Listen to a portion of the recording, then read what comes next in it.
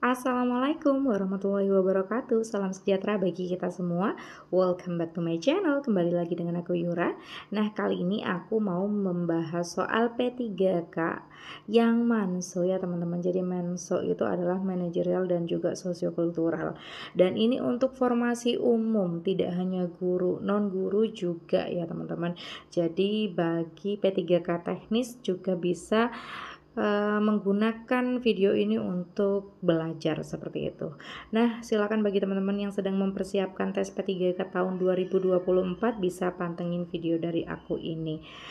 Jadi bagi teman-teman yang belum subscribe channel ini, silahkan di subscribe dahulu agar tidak ketinggalan pembahasan soal dan juga info yang berkenaan dengan tes P3K tahun 2024. Soal yang pertama, demi kelancaran acara esok hari, divisi saya diminta kerja lembur. Padahal saya sudah berjanji untuk mengantar ibu saya ke dokter. Yang seharusnya saya lakukan adalah A. Memohon izin pulang lebih awal kepada rekan kerja dan meminta maaf tidak dapat membantu.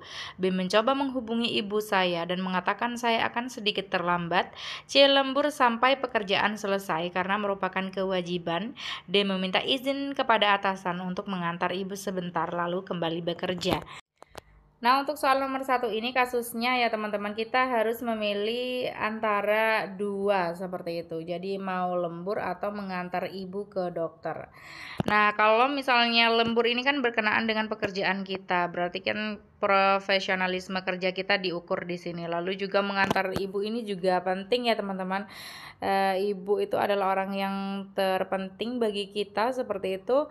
Lalu juga kemampuan sosiokultural kita juga diuji di sini. Jadi kita harus hati-hati kalau misalnya kita bisa memilih keduanya, asal masuk akal lebih baik dipilih dua-duanya ya teman-teman. Nah, opsi yang A, memohon izin pulang lebih awal kepada rekan kerja dan meminta maaf tidak dapat membantu. Berarti kan tidak dapat lembur ya teman-teman, seperti itu. Apalagi ada kata tidak dapat membantu. Padahal ini kan tugas divisi seperti itu, seharusnya dikerjakan bersama, tidak lari dari tugas.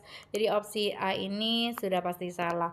Opsi yang B, mencoba menghubungi ibu saya dan mengatakan saya akan sedikit terlambat. Nah, walaupun masuk akal seperti itu, namun di sini mengatakan bahwa sedikit terlambat, jadi menelpon ibu. Lalu bagaimana dengan jadwal ke dokter? Apakah itu masih bisa di cancel atau ini ya teman-teman, ditunda? Jadi opsi B ini masih kurang tepat juga. Kita lihat opsi yang C, lembur sampai pekerjaan selesai karena merupakan kewajiban. Nah, walaupun ini terkesan profesional, namun kompetensi sosiokultural kita terkesan kurang ya teman-teman, karena ibu kita di sini harus diantar ke dokter. Jadi di sini yang paling bagus adalah opsi yang D teman-teman. Jadi meminta izin kepada atasan untuk mengantar ibu terlebih dahulu. Berarti kan kalau misalnya harus diantar ke dokter berarti kan sedang sakit atau mendesak ya teman-teman. Lalu setelah itu kembali bekerja dengan cara lembur di kantor seperti itu. Jadi yang paling bijaksana di sini adalah opsi yang D. Nah, opsi dengan poin 3 itu ada di opsi yang B. Jadi mencoba menghubungi ibu saya dan mengatakan saya akan sedikit terlambat. Berarti kan paling tidak masih bekerja, namun juga akan mengantarkan ibu ke dokter walaupun sedikit terlambat ya teman-teman. Itu poinnya adalah 3. Untuk yang poin 2 itu ada di opsi yang C, lembur sampai pekerjaan selesai karena merupakan kewajiban. Yang terakhir adalah opsi yang A ya teman-teman, karena sama sekali tidak menyelesaikan pekerjaan di kantor seperti itu. Jadi opsi A itu adalah poin 1. Kita lanjut soal nomor 2. Saat Anda dituduh dan dimarahi oleh atasan sedangkan hal tersebut tidak sesuai dengan keadaan sebenarnya, yang akan Anda lakukan adalah A, menanggapi pertanyaan dari siapapun tentang isu-isu tersebut agar tidak timbul salah paham. B, saya berusaha menemukan penyebar isu dan memintanya bertanggung jawab. C, saya akan membiarkannya saja dan lebih memilih sabar. D, menjelaskan keadaan yang sebenarnya terjadi. Nah, di sini masalahnya apa sih? Jadi ada ini ya teman-teman, ada isu seperti itu, kita dimarahi atasan, namun kita tidak melakukannya karena hanya dituduh seperti itu, tidak sesuai dengan keadaan sebenarnya. Maka Seharusnya jangan diam saja. Jadi opsi yang A, menanggapi pertanyaan dari siapapun tentang isu-isu tersebut agar tidak timbul salah paham. Berarti kan kemungkinan ini menanggapinya dengan cara menyangkal atau menjelaskan hal yang sebenarnya. Lebih baik daripada diam saja ya teman-teman. Karena kan ini menandakan bahwa kita komunikasinya bagus seperti itu. Ini juga akan memperbaiki citra kita, nama baik kita. Jadi opsi yang A itu tampak bagus. Namun kita lihat opsi yang lainnya. Saya berusaha menemukan penyebar isu dan memintanya bertanggung jawab. Nah, tidak seharusnya juga ya teman-teman. Ini akan memakan waktu dan tidak efektif lalu efisien juga. Jadi opsi yang B ini kurang tepat. Opsi yang C, saya akan membiarkannya saja dan lebih memilih sabar. Nah, walaupun di sini terkesan bagus, sabar aja seperti itu walaupun dituduh macam-macam, namun kita seharusnya mengkomunikasikannya kepada atasan karena itu penting ya teman-teman seperti itu. Jadi bisa diukur komunikasi kita dalam bekerja itu bagus, kerjasamanya bagus dengan atasan maupun rekan kerja. Jadi kalau opsi yang C ini kita diam saja seperti itu, ini kurang tepat untuk dipilih. Nah, opsi yang D, menjelaskan keadaan yang sebenarnya terjadi. Nah, ini bagus ya teman-teman. Jadi yang sebenarnya terjadi itu bagaimana kita jelaskan kepada atasan agar tidak terjadi kesalahpahaman. Daripada opsi yang A, lebih baik opsi yang D karena to the point ya teman-teman. Dengan menjelaskan keadaan sebenarnya seperti itu. Karena opsi yang A itu poinnya 3, lalu poin 1 opsi yang B, dan poin 2 itu opsi yang C teman-teman. Soal nomor 3, Anda adalah seorang pegawai di instansi B. Di tempat Anda bekerja terdapat rekan kerja dari luar pulau dan kebetulan berbeda agama dengan Anda. Suatu hari rekan kerja Anda menawarkan makanan yang tidak boleh Anda makan karena tidak sesuai dengan ajaran agama Anda. Apa yang akan Anda lakukan? Nah, di sini kata kuncinya makanannya sudah tidak sesuai dengan ajaran agama. Berarti kan memang benar-benar tidak boleh kita makan ya teman-teman. Karena kalau agama ini sangat krusial seperti itu. Jadi opsi yang A, tidak memakan makanan tersebut karena tidak sesuai dengan syariat agama, seharusnya betul ya teman-teman. Karena dengan kita memakannya berarti kita melanggar ajaran kita, ajaran agama, dan itu berbahaya sekali kalau kita pilih walaupun terkesan kita menghargai. Nah, kita tidak seharusnya melakukan itu. Belum tentu juga itu cara yang benar untuk menghargai dan menghormati orang lain yang berbeda budayanya dengan kita, berbeda agamanya dengan kita, seperti itu. Tidak harus melanggar juga. Opsi yang B, makan sedikit untuk menghargai perbedaan. Nah, ini pasti salah ya teman-teman. Jangan terkecoh dengan kata menghargai perbedaan, ini pasti salah karena di sini urusannya adalah agama. Opsi yang C, meminta maaf dan menjelaskan alasan Anda tidak bisa memakannya. Nah, ini bagus juga teman-teman. Ada kata meminta maaf. Jadi kalau opsi yang A kan hanya tidak memakan makanan tersebut saja tanpa meminta maaf dan juga menjelaskan. Nah, opsi yang C ini lebih bijaksana dibanding opsi yang A. Jadi kita eliminasi langsung opsi yang A. Opsi yang D, meminta maaf dan mengatakan Anda berpuasa agar tidak melukai perasaan. Nah, ini mirip-mirip ya teman-teman. Mana yang paling bagus untuk dipilih? Lebih baik adalah opsi yang C. Karena kalau mengatakan berpuasa, walaupun ini tujuannya tidak melukai perasaan, tetapi kan kita berbohong seperti itu. Sebenarnya tidak masalah alasan Anda tidak bisa memakannya. Kemungkinan teman Anda akan mengerti kalau itu urusannya dengan agama. Jadi opsi D itu sebenarnya mengecoh, walaupun terkesan untuk tidak melukai perasaan, mengatakan bahwa berpuasa, berarti kan sebenarnya tidak berpuasa. Berarti kita mengajarkan berbohong. Nah, di sini kejujuran Anda bisa diukur kalau memilih opsi yang D. Jadi pilih yang menyatakan Anda apa adanya, yaitu opsi yang C. Jadi alasannya jelas apa dan dijelaskan kepada orang tersebut. Nah, ini dia. Jadi opsi D itu poinnya 3, opsi A poinnya 2, dan opsi B poinnya 1. Nah, sebagai informasi ini adalah KJ versi web dan juga buku. Sebenarnya untuk yang poin 3 dan 2 ini, kalau menurut pendapatku, poin 3 itu lebih tepat ada di opsi yang A, tidak memakan makanan tersebut karena tidak sesuai dengan syariat agama. Jadi jelas tegas seperti itu ya teman-teman. Kalau opsi yang D ini, meminta maaf dan mengatakan Anda berpuasa. Walaupun tampak normal-normal saja kita pilih dan poinnya juga 3 seperti itu. Namun kan bagaimana jika itu terus berulang? Rekan kerja kita terus menawarkan makanan yang sama di kemudian hari. Kita kan tidak mungkin terus berbohong bahwa kita berpuasa. Alangkah baiknya kita jujur dan tegas mengatakan hal yang sebenarnya seperti itu. Namun tidak masalah karena ini poin 3 dan 2, yang penting poin tertinggi itu jelas ada di opsi yang C. Kita lanjut soal berikutnya. Anda baru diterima bekerja di instansi yang lokasinya terpencil. Penduduk desa memiliki kebiasaan memberikan makanan atau minuman kepada orang baru. Suatu hari ada tetangga baru Anda memberikan makanan yang Anda tidak suka. Bagaimana respon Anda? Nah, ini berbeda ya teman-teman. Kalau tadi itu berkenaan dengan agama. Jadi kalau makanan itu kita makan, berarti kan kita melanggar syariat agama atau ajaran agama. Kalau di sini tidak, ini hanya suka dan tidak suka. Jadi makanan yang diberikan tetangga itu tidak kita sukai, belum tentu kita tidak mau atau kita dilarang seperti itu untuk memakannya, hanya tidak suka saja. Belum tentu makanan itu berbahaya bagi kita, jadi kita hanya tidak suka. Opsi yang A, dimanapun kita berada kita harus menghargai orang-orang di sekitar kita. Walaupun di sini terkesan bijaksana, namun di sini adalah pernyataan opini atau pendapat dan itu jangan dipilih karena di sini kan ditanyakan respon Anda bagaimana. Jadi kita langsung menggunakan kata kerja. Jadi opsi yang B, menerima dan meminta maaf, ini adalah kata kerja, menolak lagi ya teman-teman. Jadi opsi yang A ini walaupun terkesan bijaksana lebih kepada pernyataan opini. Di apa sih tindakan real yang akan dilakukan seperti itu. Opsi yang B, menerima makanan dari tetangga sebagai penghormatan. Nah, bisa dilakukan, ini kan menghargai. Apalagi makanan itu kan hanya tidak kita sukai. Jadi bisa dilakukan opsi yang B. Opsi yang C, menerima makanan tersebut dan berterima kasih. Nah, ini lebih bagus ya teman-teman. Jadi selain menerima juga mengatakan terima kasih.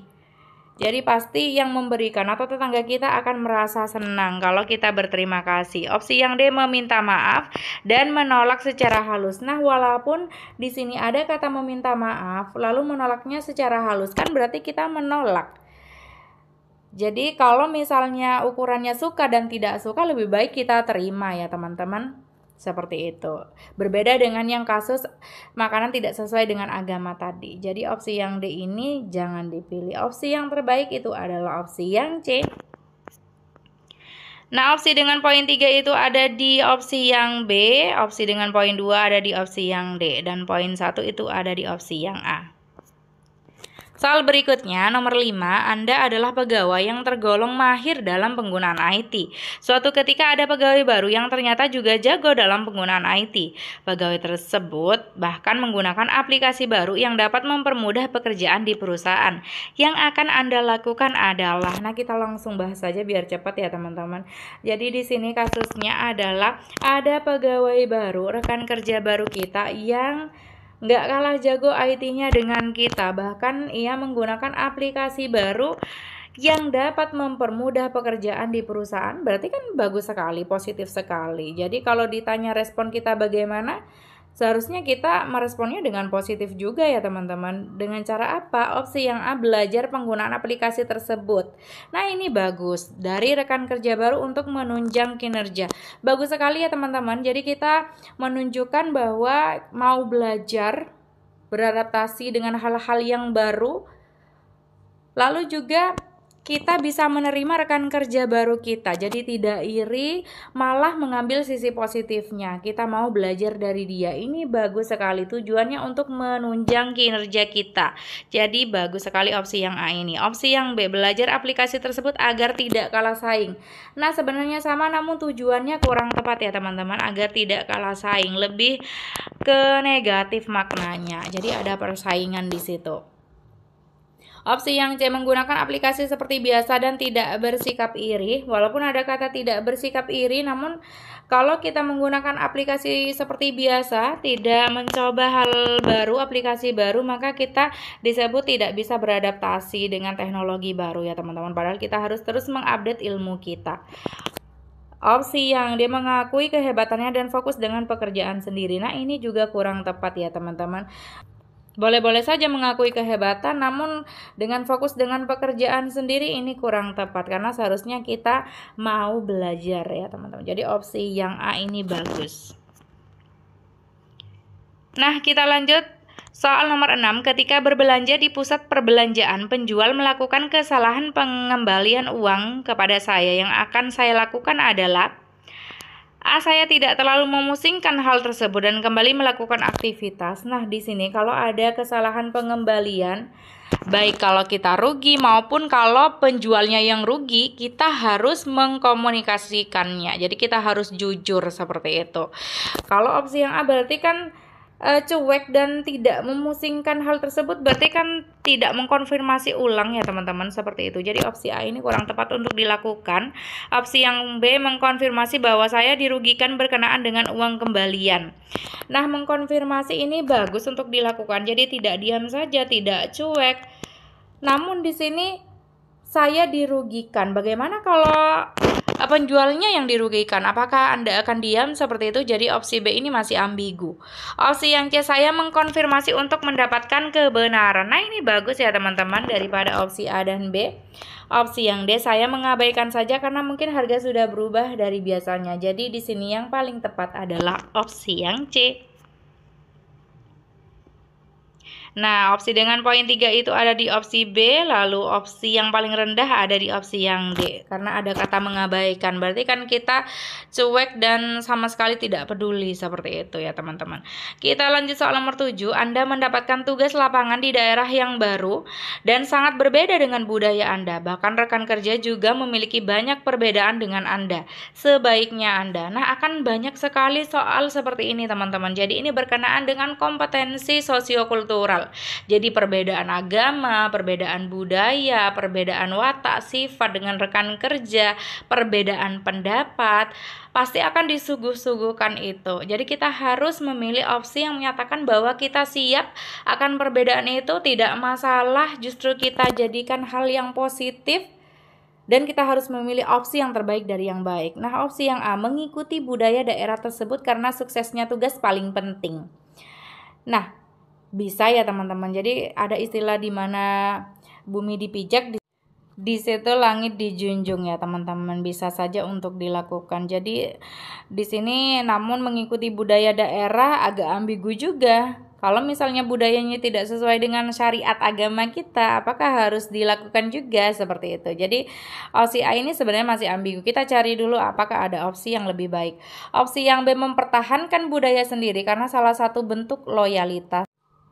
Nah, jadi opsi A dan B ini agak ambigu seperti itu. Jadi kalau yang B ini kan mempertahankan budaya sendiri, seakan-akan kita tidak mau dengan budaya orang lain, tidak mau dengan budaya daerah lain. Kalau opsi yang A ini mengikuti budaya daerah, berarti ada kemungkinan kita justru menghilangkan budaya sendiri, malah melupakan budaya sendiri. Nah, ini juga bisa bermakna negatif. Kita lihat opsi yang lainnya. Opsi yang C, beradaptasi dengan lingkungan dan rekan baru karena berbeda bukanlah masalah.